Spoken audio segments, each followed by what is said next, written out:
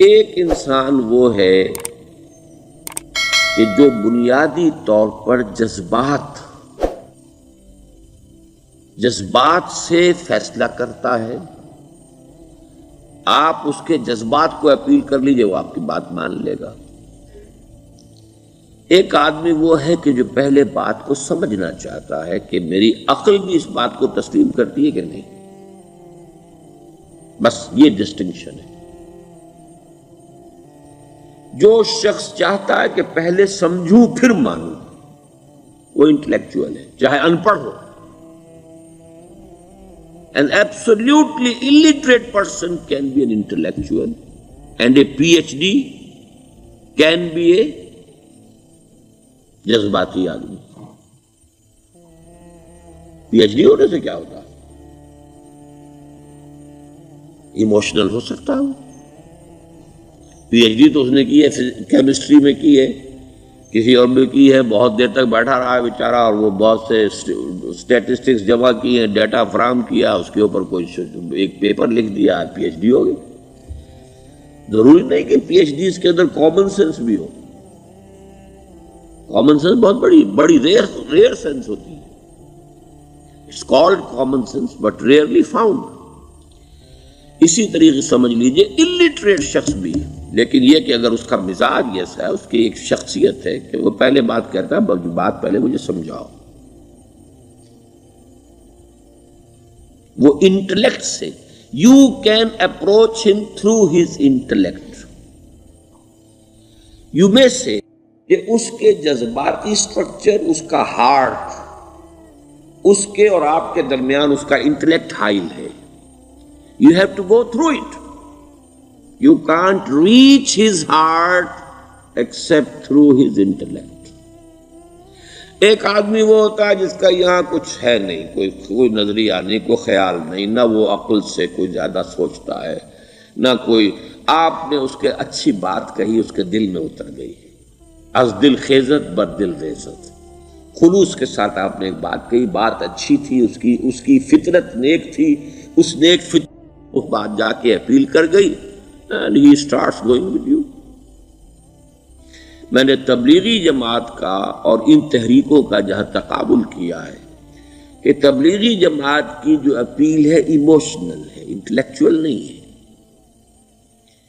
وہ emotionally approach کرتے ہیں، اور جو ایموشنل پیپل ہیں وہ فوراً ریسپونڈ کرتے ہیں، پھر انہیں وہاں سے وہ اچک لیتے ہیں. نکلو اب اس ماحول سے، 3 دن کے لیے آؤ، 40 دن کے لیے آؤ، 4 مہینے کے لیے آؤ، جو بھی آؤ، 3 چلے لگاؤ، تاکہ ایک نئے ماحول میں لا کر ان کی جو ہے وہ ایک خاص قسم کی وہ ذہنی اور ان کی ایک مزاج کی ساخت بنا دی جائے.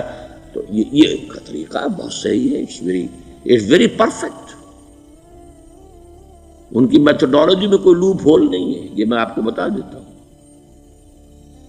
اس لیے کہ آج اس کے شخص کے دل میں ایک اچھا جذبہ ابھرا ہے، اور وہ کل ہو سکتا ہے نہ رہے.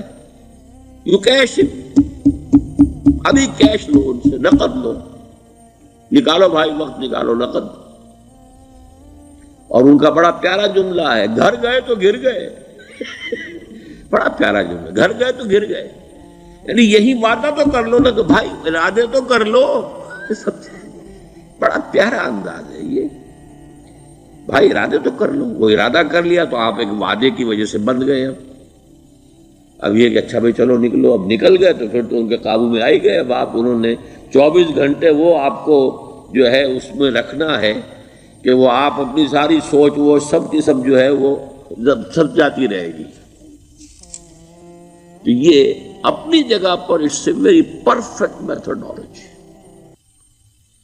لیکن اس کی اپیل لمیٹڈ ہے to emotional people, not to intellectuals. ہاں ان میں ہے پروفیسرز ہیں، یہ ہیں ڈاکٹرز ہیں، لیکن وہ ضروری نہیں کہ انٹلیکچوئل ہو. پروفیشنل ہے، ان کا ایک اپنا ایک سمجھ ہے، اس میں کام کرتے ہیں. تو یہ جو ایٹیچیوڈ ہے کہ ذہن کے راستے سے اپروچ کرنا، اسی لیے قرآن کی اپیل کیا ہے؟ افلا تعقلون، افلا یعقلون، افلا تذکرون. ساری باتیں عقل سے کہا. ابھی میں نے جیسا کہ آپ کو بتایا قرآن تو یہ کہتا ہے کہ بغیر یا تو عقل سے بات مانی جائے گی اور یا قرآن کی بات مانی جائے گی یا رسول کی بات مانی جائے گی. العلم علمان ولا تخف ما ليس لك به علم ان السمع والبصر والفؤاد كل اولئك كان عنه مسؤولا. کسی ایسی چیز کی پیروی نہ کرو جس کے لیے تمہارے پاس علم نہیں. علم دو ہے، یا آپ کو اپنے حواس کے ذریعے سے علم حاصل ہوا ہے، عقل سے حاصل ہوا ہے، اور یا پھر یہ کہ وہی سے حاصل. تو یہ ہے اصل میں کسی بھی انقلابی تحریک کے لیے جو پہلا نیوکلیس بنتا ہے وہ انٹلیکچوئلز کا ہوتا ہے. پھر یہ کہ وہ چیز جو ہے عام لوگوں کے اندر بھی نیچے اترتی ہے. اس کے بعد جو فائنل سٹیج ہوتی ہے اس میں تو آپ کو عوام کو موٹیویٹ کرنا پڑے گا. اب وہ وہاں انٹلیکچوئل اپیل نہیں چلے گی، وہاں پھر ایموشنل اپیل چلے گی. لیکن وہ کب چلے گی؟ جبکہ ایک مضبوط جماعت ایسی پیدا ہو چکی ہو کہ جو سمجھ کر آئی ہو، علی وجہ البصیرت مان رہی ہو، چل رہی ہو، اپنی دونوں آنکھیں کھول کر چل رہی ہو، پھر ڈسپلنڈ ہو، پھر جو کچھ کہہ رہی ہے وہ کر بھی رہی ہو. ایسی مضبوط جماعت ہوگی تو ایک عوامی جو ہے کوئی تحریک اٹھا کر اسے کنٹرول کر سکتی ہے، اسے ایک ڈائریکشن کے اندر رکھ سکتی ہے.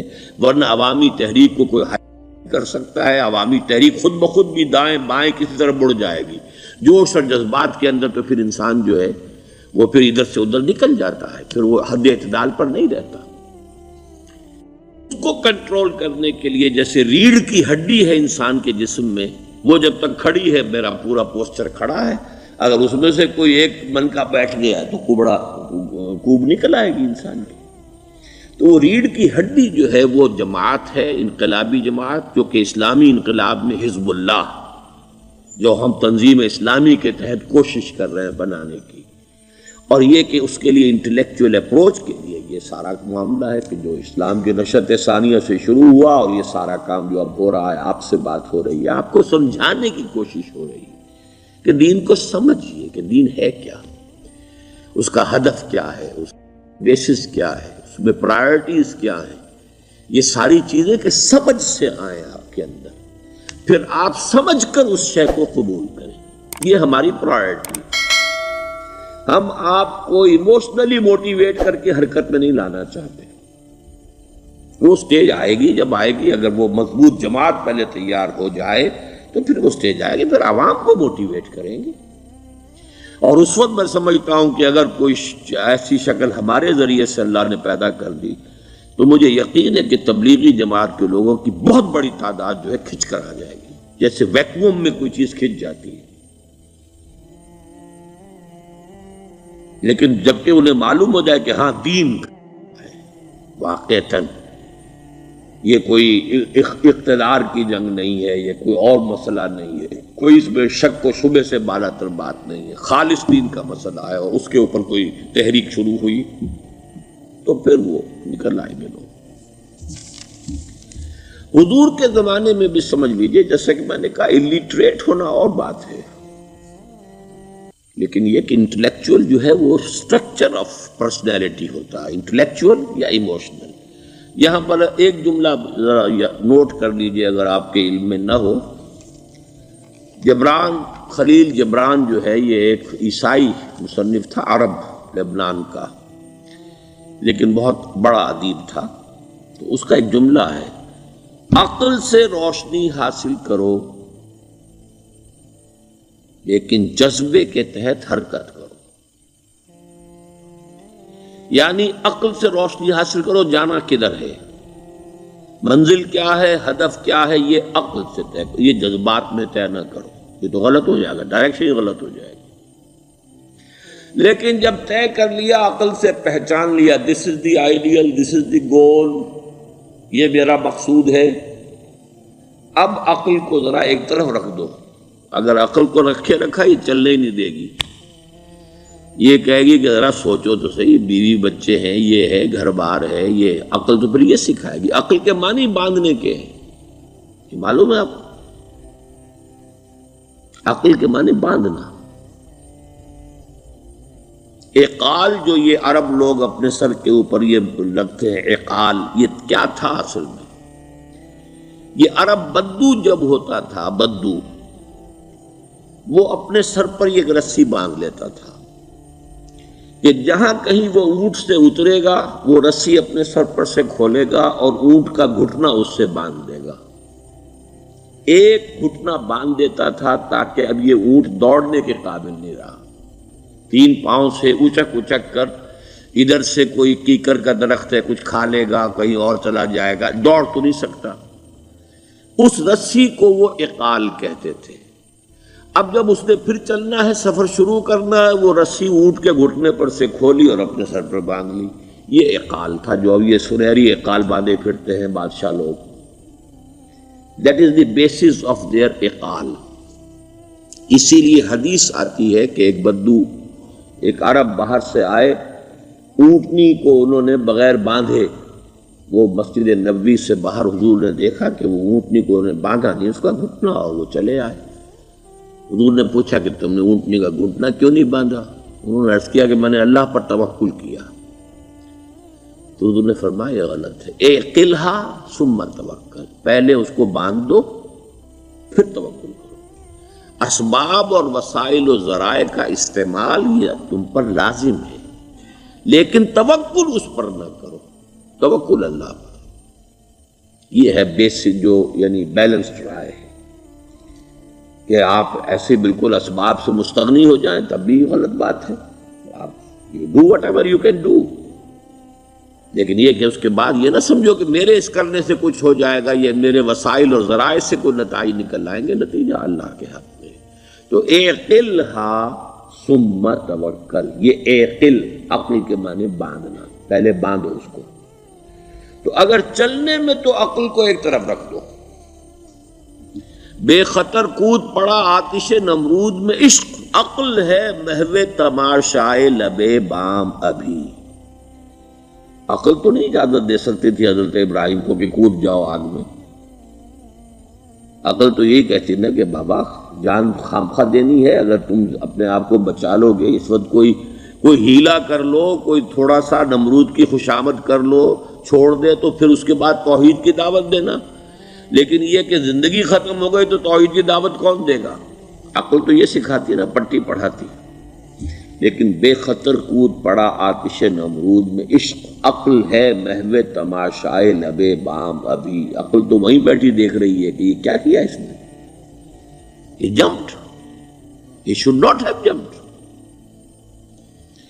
تو عقل سے روشنی حاصل کرو، ڈائریکشن کیا ہے، گول کیا ہے، جانا کیا ہے، یہ طے کرو عقل سے۔ اس میں جذبات کو دخل نہ آنے دو، اور جب چلنا ہے تو اب عقل کو طے کر کے رکھ دو اور اب جذبے کے تحت حرکت کرو۔ بہت عمدہ جملہ ہے۔ تو ایمان کے مختلف تقاضے ہیں اور ایمان کے مختلف درجات ہیں، ان کے حوالے سے بات ہو رہی ہے۔ اس کو اس لغوی مفہوم میں لے لینا کہ جب مومن نہیں ہے تو گویا کہ پھر مسلم بھی نہیں ہے، پھر کافر ہو گیا، یہ سارا معاملہ جو ہے یہ غلط ہے، اور اس کو ہم بڑی تفصیل سے اس پر ہم بحث کر چکے ہیں حدیث جبرائیل کے ضمن میں۔ اب یہاں جو بات بیان کی جا رہی ہے، جس کو ہم عام معنی میں کہیں گے شرافت، مروت، کسی شخص میں شرافت اور مروت کا تقاضا یہ ہوگا۔ آپ جو چیز اپنے لیے پسند کر رہے ہیں اپنے بھائی کے لیے بھی وہی پسند ہے۔ اچھا، بھائی ایک وہ ہے جو ماں جایا ہے، آپ کا حقیقی بھائی، ظاہر بات ہے کہ اس میں سب سے اقدم وہی رہے گا، سب سے پہلے وہی رہے گا۔ اس کے بعد بھائیوں میں کزنز ہے، وہ جو آپ کے دادا دادی کی اولاد ہے، وہ بھی پھر بھائیوں میں آ جائے گا۔ یہ دائرہ وسیع ہوتا چلا جائے گا، اور یہ دائرہ جو ہے یہاں تک کہ پوری نوع انسانی کو اپنے احاطے میں لے لے گا۔ کیونکہ میں ابھی بتا چکا ہوں ان سے بھی تو ایک رشتہ اخوت ہے، وہ آدم و حوا کی اولاد ہے، تو اس اعتبار سے ان سے بھی ہمارا ایک رشتہ اخوت تو ہے۔ تو اگر ہمیں کوئی خیر ملا ہے تو ہمارے ایمان کا تقاضا یہ ہے کہ وہ خیر ہم پسند کریں کہ ہر بھائی کو ملے، درجہ بدرجہ، الاقرب فالاقرب، الاقرب فالاقرب، لیکن درجہ بدرجہ یہ بات پھیلتی چلی جائے گی۔ اب اس میں سب سے بڑی بات، فرض کیجئے اللہ تعالیٰ نے آپ کو صحت دی ہے، آپ چاہیں کہ آپ کے بھائیوں کے اندر بھی صحت ہو، کوئی بیماری ہے، مرض ہے، ان سے اللہ تعالیٰ شفا دے دے۔ آپ کو اللہ نے دولت دی ہے، آپ کو یہ پسند کرنا چاہیے کہ آپ کے بھائیوں کے پاس بھی ہونا چاہیے، اللہ تعالیٰ انہیں بھی وہ دولت سے سرفراز فرمائے۔ لیکن سب سے بڑی بات کیا ہے؟ سب سے بڑی دولت دولت ہدایت ہے۔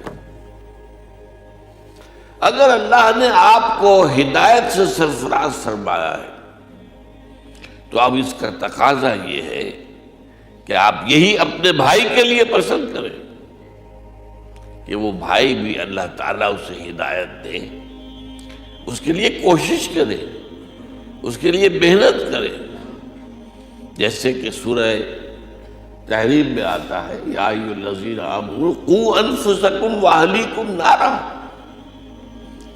اے ایمان والو بچاؤ اپنے آپ کو اور اپنے اہل و عیال کو آگ سے۔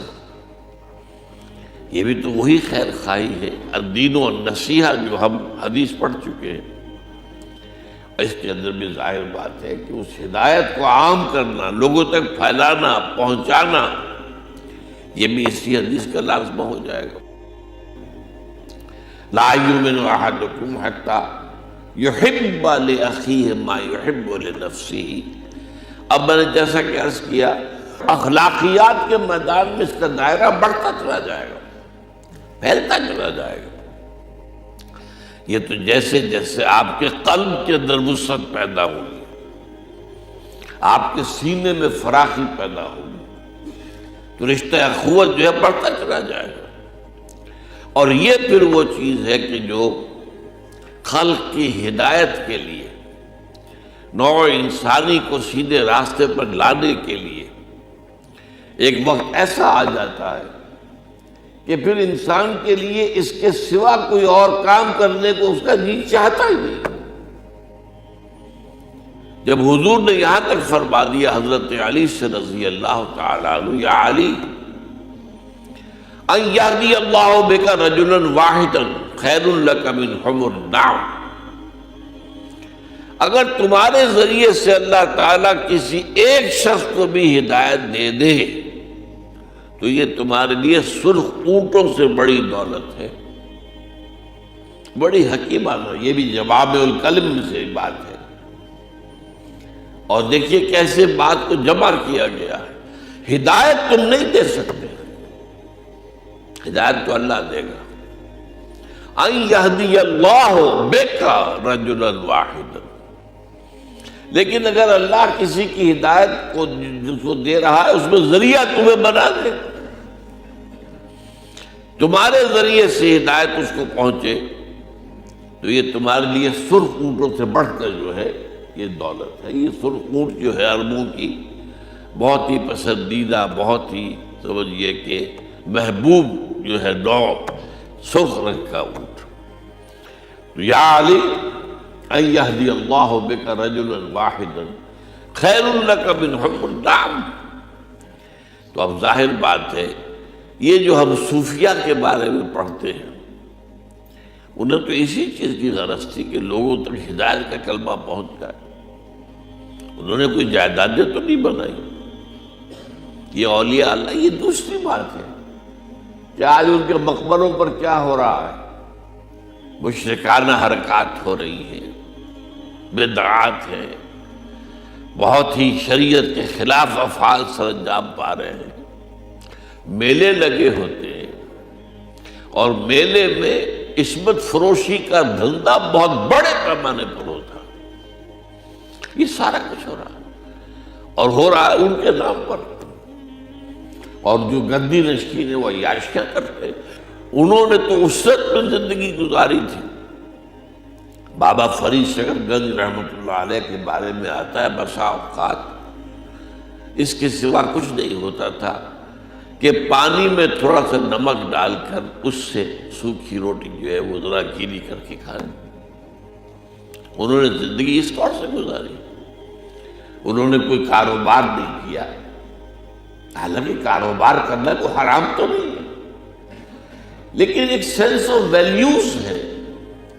کاروبار سے مجھے کیا حاصل ہوگا؟ کوئی معاش حاصل کر لوں گا، اور اگر میرے ذریعے سے اللہ ہدایت پھیلا دے تو جو کچھ مجھے آخرت میں حاصل ہوگا اس کا تصور بھی نہیں کیا جا سکتا.